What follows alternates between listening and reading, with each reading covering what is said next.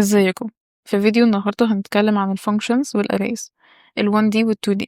هنعمل 3 functions. أول واحدة هتملى ال array ب random numbers، تاني واحدة هتعمل print لل array، تالت واحدة هتحسب لنا ال sum وال average.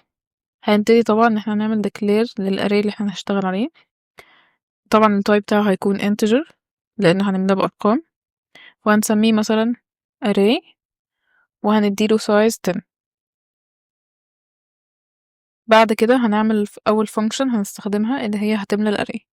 طبعا نقدر نكتب البروتوتايب هنا ونكتب الفانكشن نفسها بعد المين، او نقدر ان احنا نكتب الفانكشن كلها في الاول، بس انا بفضل ان انا اكتب البروتوتايب بعد كده الفانكشن نفسها بعد المين. البروتوتايب مكون من اول حاجه التايب بتاع الفانكشن، بعد كده اسمها، بعد كده براكتس بنحط جواها البارامترز اللي احنا بنديها للفانكشن. طبعا الفانكشن دي مش هتعمل ريتيرن لاي حاجه، فالتايب بتاعها هيكون void، وهنسميها مثلا في الاري. والبارامترز طبعا اول حاجه هتكون الاري نفسه. هنا اقدر ان انا اديله اسم او مش لازم اديله اسم عادي في البروتوتايب، فانا مش هديله اسم، هحط بس السكوير براكتس تعبيرا انه ده ال الاري. بعد كده هعمل الفانكشن نفسها. طبعا في البروتوتايب لازم اكتب السيمي كولن، اما في الفانكشن نفسها مش بنكتبها. هنا في الفانكشن لازم اسمي الاري، فانا هسميه a مثلا، ومش لازم يكون نفس الاسم بتاع الاري الموجود في المين. طبعا هعمل لوب عشان يعدي على الاري كله يملاه، لان مش هقدر املاه من غير لوب، انا هستخدم for loop I equal، واقدر اعمل declare لل I جوه ال for او براها، لكن انا بفضل ان انا اعملها برا عشان لو احتجت استخدم ال I بعد كده. طبعا ال I هتبدأ من 0 لان لو بدأت من 1 مثلا فهو كده مش هيعدي على اول element في الarray. طبعا I less than 10 السايز اللي انا حطيته، I plus plus هو كده هيعدي على كل element في الarray. طيب عشان اعمل بقى random numbers واحطها في كل place في الarray ده، فانا هعمل اسم الarray I، عشان كده كل مرة هيبقى A0 A1 A2 وهكذا equal. طبعا لازم احط في المين او في الفانكشن عادي مش هتفرق hsrand time 0.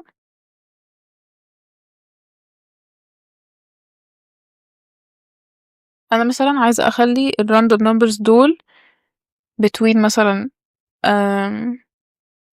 20 and 50 مثلا، فهعمل modulus، بعدين maximum minus minimum plus 1 plus minimum.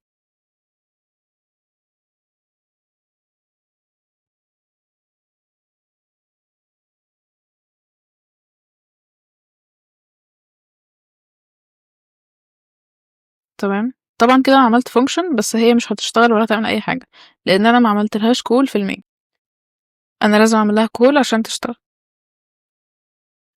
فهنا طبعا هعمل لها call باسمها في ال array، وهحط لها هنا array، بس انا طبعا مش هيظهر لي حاجة لان انا هنا ما عملتش سي اوت لاي حاجة، فمش هيظهر لي اي حاجة خالص. فهعمل function تانية ودي برضو هتكون void لان هنا هيعمل print، هو مش هيعمل لي return لاي حاجة، فهسميها print array. وبرضو البارامتر اللي انا هديهولها هو الاري نفسه.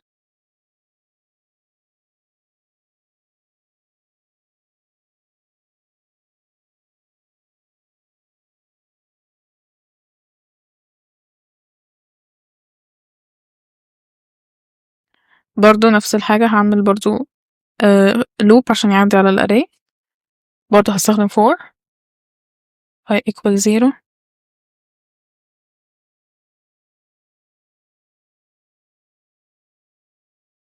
هنا بس مجرد ان انا هعمل see out أنا برضه هنا هاسميه ايه، عادي ممكن نسميه نفس الاسم في أكتر من function، وهعمل بس دي عشان يبقى في مسافة بين الأرقام، فأبقى عارفة ايه الأرقام دي، لأن لو معملناش دي هيبقى الأرقام كلها لازقة في بعضها. وبرضه هعمل كل الفانكشن، لأن أنا طبعا لو معملتش كل الفانكشن هي مش هيحصل أي حاجة.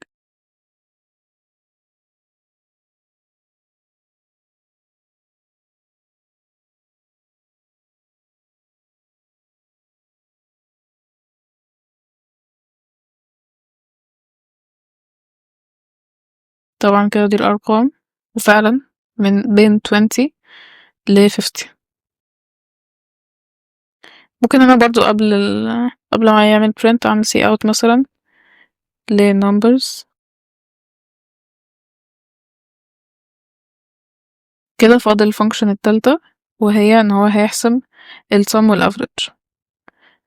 طيب هنا دي ممكن نعملها بطريقتين، ممكن برضو نستخدم ان هي هتكون void او integer. فهنبدأ بأول واحدة هخليها void برضو، مثلا هسميها sum، وطبعا برضو البارامتر اللي هي هتاخده الاري،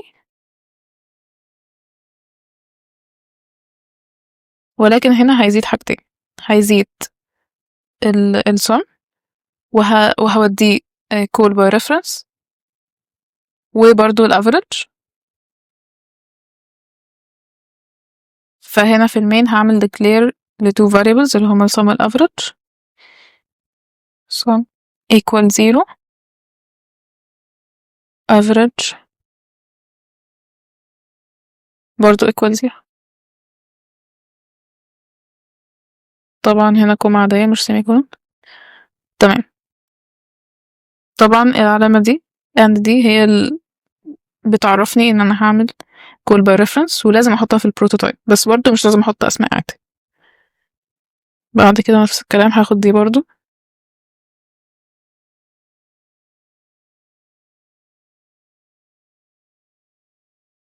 طبعا هنا برضو لازم اديهم اسماء، فهدي الاري برضو A، وهنا sum برضو و average.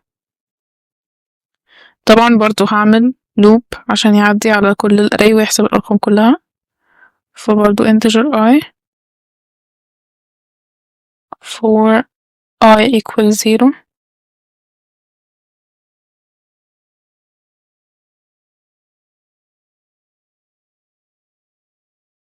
هنا هعمل sum plus equal، او ممكن برضو معملش دي واعمل equal sum plus.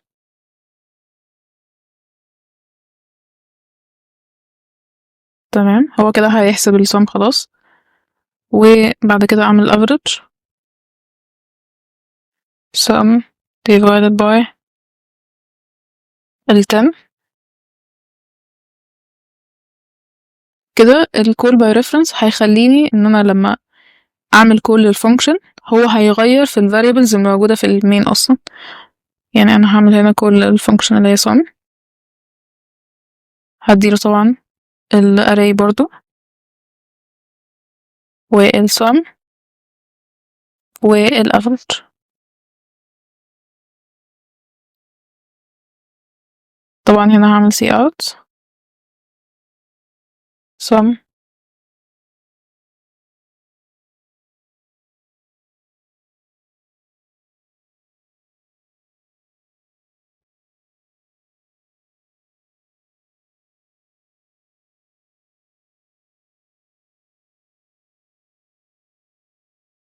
في error.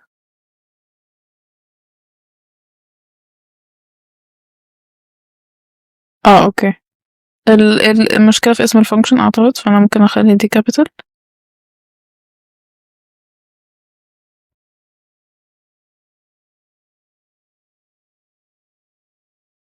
تمام. ايوه بس هنا انا نسيت اعمل ENDL، او ممكن اعمل دي برضو.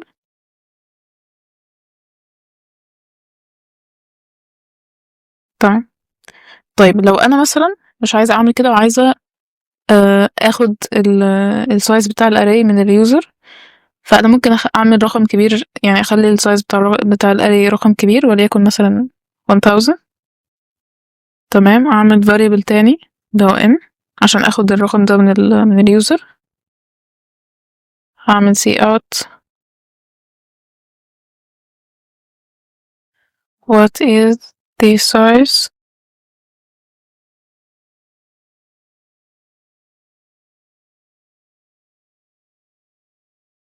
بس في الحالة دي هنا هزود parameters integer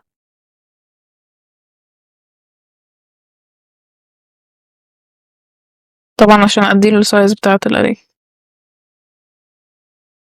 هخليها n وهنا n وهنا n وهنا بقى هاجي في اللوبس بدل ما هيبقى less than 10 هيبقى less than ال n. اوكي طبعا هنا برضو هزودها integer وهنا لازم اديها name ادي الفاريبل name فاديله n برضو عادي. هنا برضو لازم ازود البارامتر ده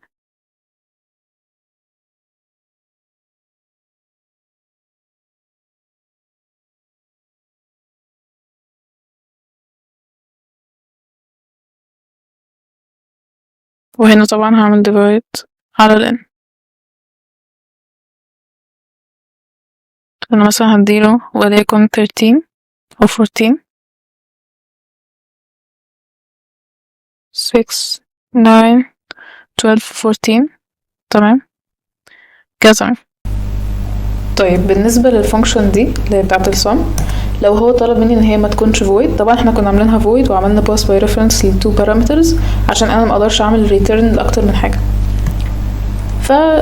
بس هو ممكن يطلب مني ان هو يعني ما تكونش void فانا ممكن اخليها integer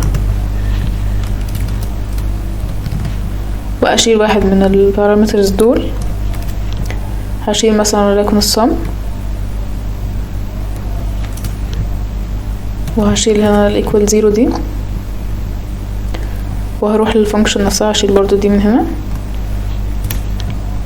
طبعا كده هعمل declare للسم جوه الفانكشن equal 0 تمام وهنا هعمل return للسم ودي طبعا مش هتبقى void وهنا هعمل assign للفاليو اللي الفانكشن دي هتعملها return في السم والمفروض يطلع هنا